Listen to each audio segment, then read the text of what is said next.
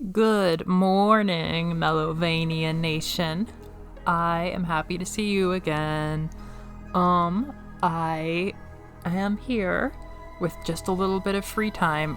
School free time is weird. I'm gonna miss this when my freest time of the day is 9 a.m. What lifestyle is that? I don't even know. I have not been swimming in free time, but compared to the rest of 2023, I've actually had a good little amount, and I have done some very fulfilling activities, such as playing Melon Journey, as I mentioned. I got to record some reactions last couple weeks. That was nice. I played Gato Roboto, which is a bomb video game. Gato Roboto is incredible, and I am going to put out a solid review sometime later in the year. That's about to become a channel darling if there ever was one. So that was great. I've been replaying Cave Story. That's so much fun. But this week I'm kind of gearing up for finals month, kind of cooling down my fun celebration gaming, my replays and stuff like that.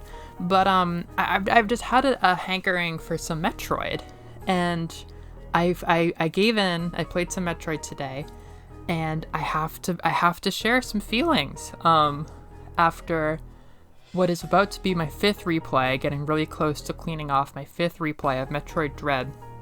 I am finally starting to become moderately bored. Like not terribly bored. Like we're talking about, an objective A of a game that used to be an A plus for me. I think right now kind of slipping down to A minus. But let's talk about it. There's a lot to put on the table here. So, as you know from Emmy Day, I love Metroid Dread. It's one of my favorite games. Probably top 15. Top 10 is getting really competitive. It definitely has discussion rights for top 15 games of all time right now. I can play it in my sleep on easy mode. I know some of the skips. It's really fun stuff, and it was my first one. Well, that's not quite true, but it and Super really got me into Metroid. They're my two favorite games, for sure. Let's put that out there. I've played a good bit of Samus Returns. I haven't finished it. Same with Fusion. Same with Prime 1. And none of them really hit the same for me. The item progression is just so much more exciting. And Super and Dread is just... Super and Dread are just their own thing right now. I'm no longtime Metroid fan, I am new to this. I very much am. I'm open about that. But I have strong feelings about my Metroids already. I'm about to finish my fifth run of Dread, yeah.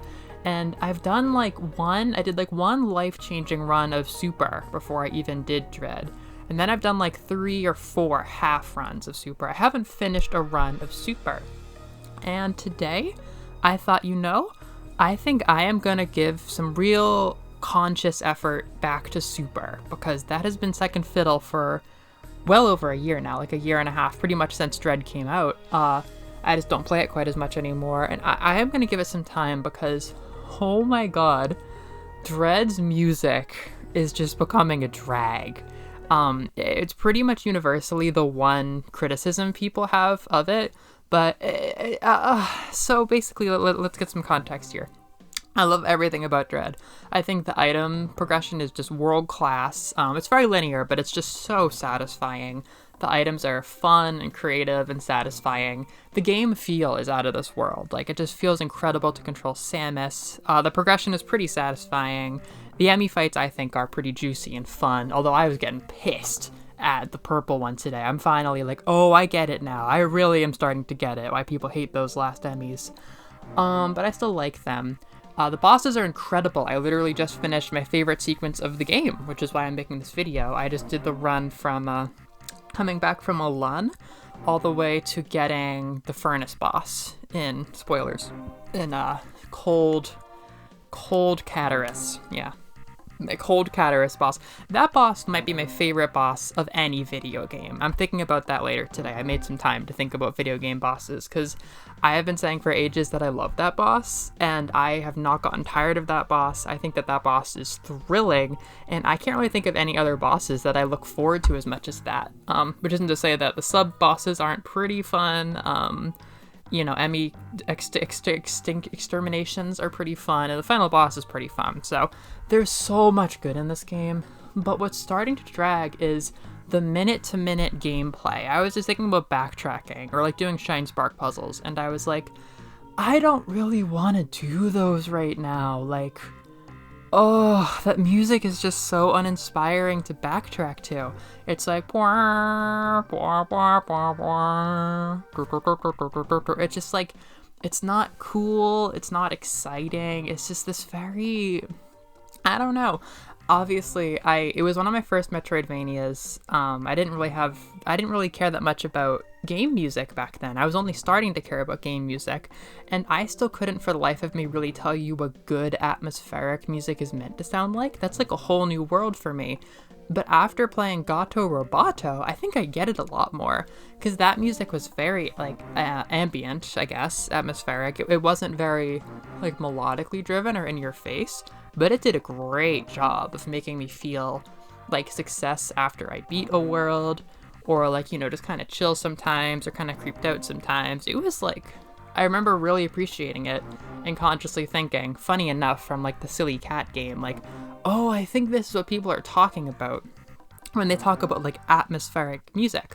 So unfortunately for Dread, like, there's been power creep, you know? I'm playing Cave Story now. I could talk to you about, and I probably will talk to you about, the Cave Story soundtrack for hours in the future. It's just the lifeblood of the game, which already has a lot of lifeblood in it. It's just like, if it was Hollow Knight, it would have like 25 bonus masks on right now. It's just that kind of game.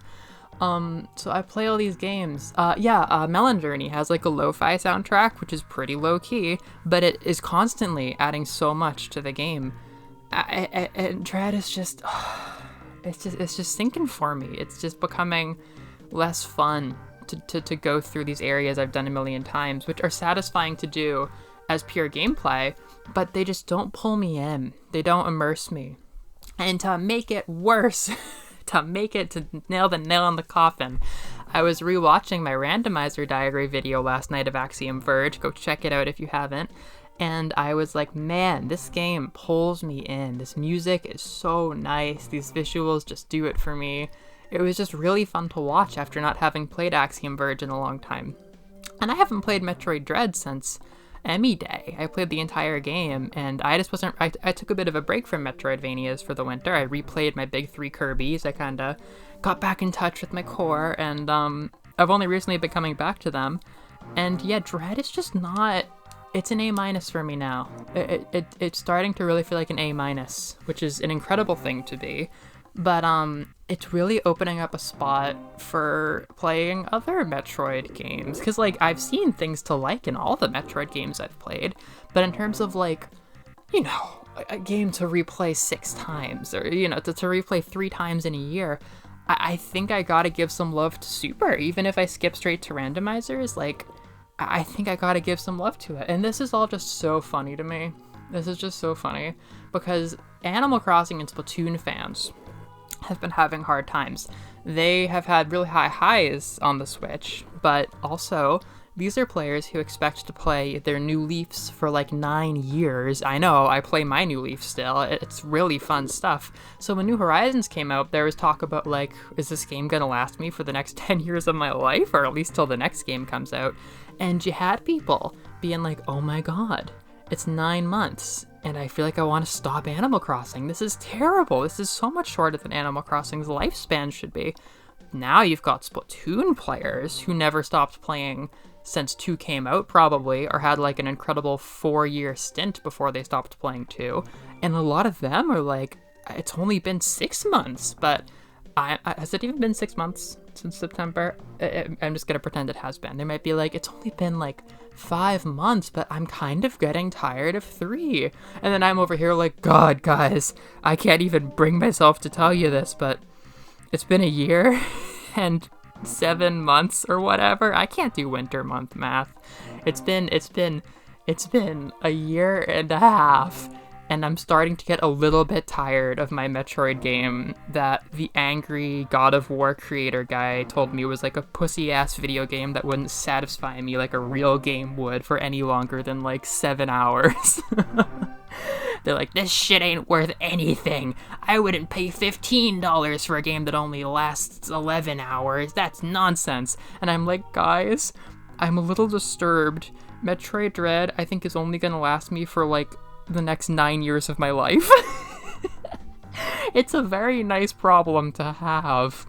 Obviously, as I keep saying, this isn't like Dread hate or anything, but I am, and I'm not even really ready to have this discussion with myself, because there's so much good that comes from the 2D, 3D, and I know that we're never going back to Pixel Metroid, unfortunately, but a little bit of me, and this might even be more the world design, this might be another thing to really start thinking about. It's just the visuals are getting a bit boring. I love how Samus looks and stuff, but it really is very samey, and that might even be the music doing it to me. But yeah, I'm wrapping up my 5th replay, and I'm just so heartbroken to tell you that the minute-to-minute gameplay is starting to drag. And if this, I don't know if this is gonna make or break the argument for most people, or, you know, understanding my feelings for most people, but it's certainly gonna push me to a whole new level of authenticity when I say it.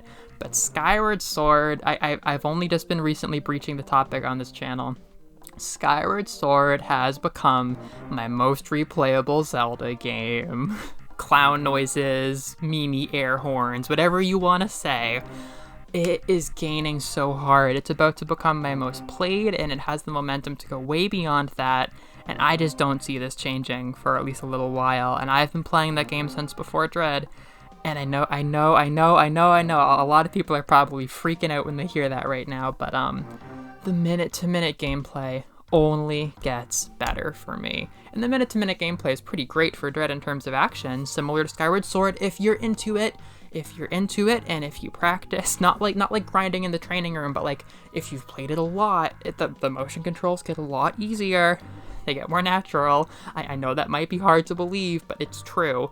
You know, there are so many problems with that game, but for me, the issues with progression, all these other things, all of the problems Skyward Sword has are really fixed for me by how satisfying the minute-to-minute gameplay is, with how beautiful the worlds are to me, how beautiful the music usually is. It's pretty good, and just how good it feels to play. Everything comes together with enough stuff that the more I play this game, the more happy I feel in the minute-to-minute gameplay. But the more I play Metroid Dread, I think the more I'm getting tired of the minute-to-minute gameplay, and I'm not getting sick of it, but I'm just realizing, like, man, I have so many games to compare this to now, and yeah, you know, it's a legendary game. It's done so much for me, but I am like, I could be doing other things. It's sad. It's really sad. So we'll see. I might be about to lock myself into a Super Dread, like, endless cycle where I get tired of one and switch to the other, which wouldn't even be the worst thing. They each have a lot of positive points to hold up each other with and swap back and forth with, but yeah, I don't know, I just had all those thoughts in my head, so I'm like, yeah, I got time, like Mr. Incredible, I got time. I'll just record a mellowvania little video. Let's see if I have time to edit it, though. It's a good thing it's not time specific. Alright, well, I'll see you whenever I see you.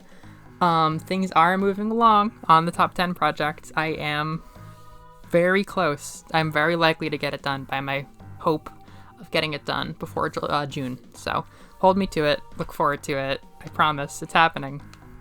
Peace. Bye.